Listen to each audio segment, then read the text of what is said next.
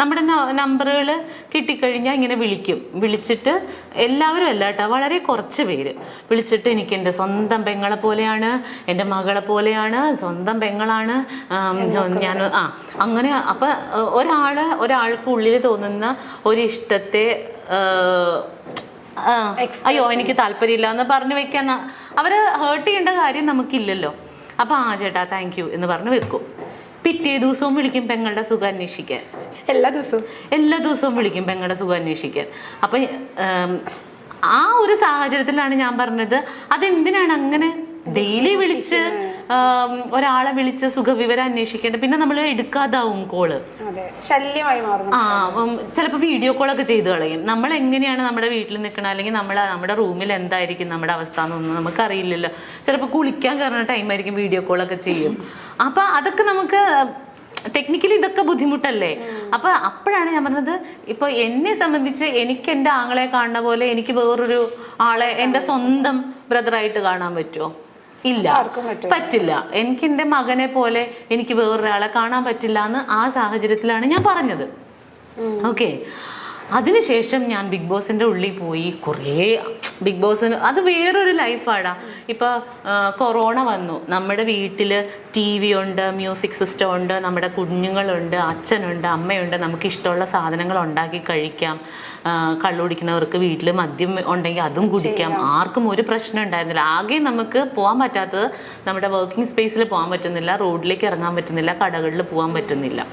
ഇതായിരുന്നു നമുക്കുണ്ടായിരുന്ന ബുദ്ധിമുട്ട്. ആ സമയത്ത് പോലും ആളുകൾ എന്തോരം ഫ്രസ്ട്രേറ്റഡ് ആയി. ഇതൊന്നുമില്ലാത്ത ഒരു സ്പേസിൽ പരസ്പരം പരിചയമില്ലാത്ത 16 പേര് ഒരുമിച്ച് ജീവിക്കുന്ന ഒരു വീട്ടിലാണ് നമ്മൾ കഴിയണത്. നമ്മൾ ഇതുവരെ എൻ്റെ ലൈഫിൽ എൻ്റെ 40ാമത്തെ വയസ്സിൻ്റെ ഇടയ്ക്ക് ഇതുവരെ ഞാൻ അങ്ങനെ ഒരു സിറ്റുവേഷൻ ഫേസ് ചെയ്തിട്ടില്ല. ഫേസ് ചെയ്തിരുന്നെങ്കിൽ എൻ്റെ അഭിപ്രായം ഒന്നും ഇതായിരിക്കില്ല. ഞാൻ അതുവരെ ഉണ്ടായിരുന്ന എൻ്റെ അഭിപ്രായം മുഴുവൻ മാറിപ്പോയി. കാരണം എനിക്ക് ഒന്നും ചെയ്യാൻ പറ്റണില്ല. എനിക്ക് മനസ്സിലാവണുണ്ട് എൻ്റെ തലയിലെ സ്ക്രൂ കഴിഞ്ഞ് വീഴുന്നത്. സീരിയസ്ലി ഞാൻ ഇങ്ങനെ. അപ്പൊ എൻ്റെ ഒരു ആഗ്രഹം, എനിക്ക് ബർണാച്ചനെ കാണാൻ പറ്റില്ല. ദൈവമേ, എനിക്ക് അവന്റെ കൈയൊന്ന് അതിന്റെ ഇടയിൽ കൂടി ഒന്ന് കാണാൻ പറ്റുമായിരുന്നെങ്കിൽ. ഞാനവിടെ നിന്ന് പൊട്ടിക്കരഞ്ഞിട്ടുണ്ട് കുഞ്ഞിനെ കാണാൻ പറ്റാതെ. കാരണം അപ്പൊ ചോദിക്കും, നീ എന്തിനാ പോയെന്ന് ചോദിക്കും. ഞാനോർത്ത് എനിക്ക് ഈസി ആയിട്ട് അത് സർവൈവ് ചെയ്യാൻ പറ്റും എന്നാണ്. ഇന്നും ബർണാച്ചനെ സ്കൂളിൽ പോയപ്പോ ഞാൻ ടോയ്ലറ്റിലിരുന്ന് കുറെ കരഞ്ഞു. വേറെ ഒന്നുമല്ല, ഞാൻ ഇന്ന് അവിടെ നിന്ന് പോരും, എനിക്കിന്ന് അവനെ കാണാൻ പറ്റില്ല. സ്കൂൾ വിട്ട് വന്ന് കഴിയുമ്പോൾ ഇനി ഞാൻ 10-15 ദിവസം കഴിയുമ്പോഴേ ടിഷ്യൂ തരും. സീരിയസ്ലി അല്ല, ഇത് കണക്കിലാക്കണ്ട. അപ്പൊ ഇനിയിപ്പോ ആൾക്കാർ സ്കൂളിൽ പോകുമ്പോഴും അമ്മ കരയുന്നു. അതല്ല അതിന്റെ ഫീല്. അവന് സ്കൂളിൽ പോയി, എനിക്ക് അവനെ ഡെയിലി കാണാൻ പറ്റില്ല. അപ്പോൾ ഇനിയിപ്പോൾ വൈകുന്നേരം സാധാരണ ഞാൻ ഇവിടെ ആണെങ്കിലും വീട്ടിലുണ്ടാവും ഞാൻ അവൻ വരുമ്പോൾ, അല്ലെങ്കിൽ രാത്രി ഞങ്ങൾ ഒരുമിച്ചാണ് ഇറങ്ങണത്. ഇന്ന് മുതൽ ഇനി അത് പറ്റില്ല. ഇന്നിപ്പോൾ ഞാൻ പോകുമല്ലോ. അപ്പം എനിക്ക് അവൻ പോകുമ്പോൾ ഒരു തിങ്ങലാണ്. ഇതിൻ്റെ 100 ഇരട്ടിയാണ് ഞാൻ ബിഗ് ബോസ് വീട്ടിൽ വെച്ച് അനുഭവിച്ചത്. അവിടെ വെച്ചിട്ടാണ് ഈവൻ ഫുക്രു, ഞാൻ പറഞ്ഞത് സത്യമാണ്, അവിടെ വെച്ചിട്ട് എനിക്ക് ബർണാച്ചനായോ എന്നുള്ളതല്ല, ആ ഒരു സ്ഥലം ഫില്ല് ചെയ്യാൻ വേണ്ടിയിട്ട് ഈ കുട്ടി എന്നെ ഒരുപാട് ഹെൽപ്പ് ചെയ്തിട്ടുണ്ട്.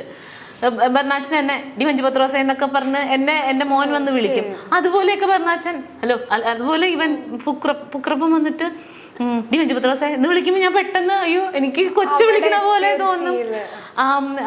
അതുപോലെ ഇപ്പൊ എനിക്ക് ഫുഡൊക്കെ ഭയങ്കര ഇഷ്ടമാണ്.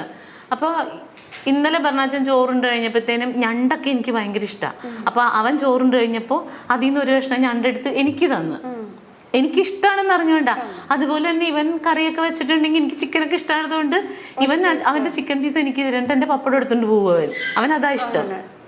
അപ്പോൾ അങ്ങനെയൊക്കെ അങ്ങനെ ഒരു റിലേഷൻഷിപ്പ് അവിടെ കിട്ടിയത് കാരണം എനിക്ക് പെട്ടെന്ന് ബർണാച്ചനായിട്ടാണ് റിലേറ്റ് ചെയ്യാൻ പറ്റുന്നത് അവനെ എന്ന് വിചാരിച്ചിട്ട്. അവൻ എൻ്റെ മകനായിട്ട് ഞാൻ ദത്തെടുത്തു എന്നല്ല അതിൻ്റെ അർത്ഥം. ഇതൊക്കെ സാമാന്യ ബോധമുള്ളവർക്ക് മനസ്സിലാകും, ഇല്ലാത്തവരോട് പറഞ്ഞിട്ട് കാര്യമില്ല. അപ്പോൾ ഇതിപ്പോ ദയക്കും കേൾക്കുകയാണെങ്കിൽ ദയക്കും കൂടി മനസ്സിലാവട്ടെ എന്ന് വിചാരിച്ചിട്ടാണ്. അല്ലാതെ ദയ അപ്പം അതിനകത്ത് ചോദിച്ചു എന്താണ് ഓന്ത് നിറം മാറുന്നത് പോലെ നിറം മാറുന്നവളാണോ എന്നൊക്കെ ചോദിച്ചു. ദയനോട് പറയണ ഓന്ത് നിറം മാറുന്ന പോലെ നിറം മാറിയതൊന്നുമല്ല, ഇതാണ് ഇതിന്റെ വാസ്തവം. അപ്പം പറഞ്ഞ പോലെ അവിടെ വെച്ചിട്ട് ദയക്ക് അറിയാമായിരുന്നെങ്കിൽ ചിലപ്പോൾ മനസ്സിലായിട്ടുണ്ടാവില്ല പുറത്ത്. പിന്നെ നിലനിൽപ്പിന് വേണ്ടിയിട്ട് ഓരോരുത്തരും ഓരോന്ന് ചെയ്യല്ലേ. അപ്പൊ ദയത് അത് ചെയ്തോട്ടെ, കുഴപ്പമില്ല. എനിക്ക് പ്രശ്നമില്ല. Seriously no issues. Okay, next one. വെറുതെ പത്രാസ് അടിക്കല്ലേ എന്റെ മഞ്ജു. അത് അങ്ങനെ പറഞ്ഞിട്ടുണ്ടോ? അതെന്താണാവോ? ചിലപ്പോ ഒരു അതായിരിക്കും, ഒരു പ്രാസത്തിന് വേണ്ടി പറഞ്ഞായിരിക്കും. പാവം, പോട്ടെ, ക്ഷമിച്ച്. അതൊക്കെ ഒന്നും കുഴപ്പമില്ല. നെക്സ്റ്റ് വേണം, നല്ലതാട്ടോ. വരും കാലത്തെ ലളിതാമ്മ. ഓക്കെ, എന്താ മഞ്ജു ചേച്ചിക്ക് നാഷണൽ അവാർഡ് കിട്ടാതെ? എന്റെ കർത്താവേ, അങ്ങനെ ചോദിക്കല്ലേ. ഞാൻ അതിന് മാത്രം വലിയ കാര്യങ്ങളൊന്നും ചെയ്തിട്ടില്ല. നാഷണൽ അവാർഡ് കിട്ടാൻ പാകത്തിനൊന്നുമുള്ള അങ്ങനെ ഒരു നല്ല ക്യാരക്ടറോ. അതെന്താ അറിയോ, ഇപ്പോൾ നമ്മുടെ ഇൻഡസ്ട്രിയിൽ നിൽക്കുന്ന എല്ലാ ആർട്ടിസ്റ്റുകളും നല്ല ടാലന്റഡ് ആയിട്ടുള്ളവരാണ്. പക്ഷേ ചിലർക്ക് നല്ല ഓപ്പർച്യൂണിറ്റീസ് കിട്ടും. ഇപ്പൊ എനിക്ക് അഭിനയിക്കാൻ കഴിവുണ്ട്. ഞാൻ എൻ്റെ വീട്ടിൽ പോയിരുന്ന് അഭിനയിച്ചിട്ട് വല്ല കാര്യമുണ്ടോ? എനിക്കിപ്പോ ചിലപ്പോ അല്ലെങ്കിൽ ഇപ്പൊ ആർക്കാണെങ്കിലും ഇപ്പൊ ലളിതാമ്മ ചെയ്ത പോലെയുള്ള നല്ല ഡെപ്ത് ആയിട്ടുള്ള ക്യാരക്ടർ ഈസി ആയിട്ട് ചെയ്യാൻ പറ്റുമെന്ന് വിചാരിക്കുക. എനിക്കിതിപ്പോ ഒരവസരം കിട്ടിയാലല്ലേ എനിക്കിത് ചെയ്ത് കാണിക്കാൻ പറ്റുള്ളൂ. അപ്പൊ ചിലപ്പോ ഇത് എഴുതുന്ന ആളുകൾക്ക് നമ്മളിൽ അത്ര വിശ്വാസം ഉണ്ടാവില്ലായിരിക്കും, അതുകൊണ്ട് തരില്ല. അല്ലെങ്കിൽ അത്തരത്തിൽ കഥാപാത്രങ്ങൾ ജനിക്കുന്നുണ്ടാവില്ല. പിന്നെ ഒരെണ്ണം ജനിക്കുമ്പോൾ കുറച്ചും കൂടി ബെറ്റർ ആയിട്ടുള്ള ഒരാളിലേക്ക് പോവായിരിക്കും. അപ്പോൾ എപ്പോൾ ചെയ്യുന്നോ വിധി ഉണ്ടെങ്കിൽ കിട്ടും. അങ്ങനെ എന്നെ സംബന്ധിച്ച് എനിക്കെല്ലാം ബോണസാണ് കേട്ടോ. ഞാൻ പറഞ്ഞില്ലേ, ഇപ്പോൾ ചിലർ പറയും അവള് പഴയ കാലം മറന്നുപോയെന്ന്. ഞാൻ ഒരിക്കലും മറന്നിട്ടില്ല.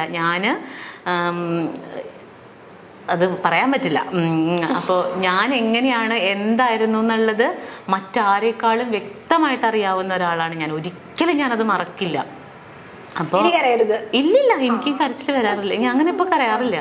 അപ്പോൾ ആ ഒരു സാഹചര്യത്തിൽ നിന്ന മഞ്ജു ഇന്ന് നല്ല ഭക്ഷണം കഴിക്കുന്നുണ്ട്, നല്ല വസ്ത്രം ധരിക്കുന്നുണ്ട്, വീട് വെക്കുന്നുണ്ട്, എൻ്റെ മകനെ പഠിപ്പിക്കുന്നുണ്ട്.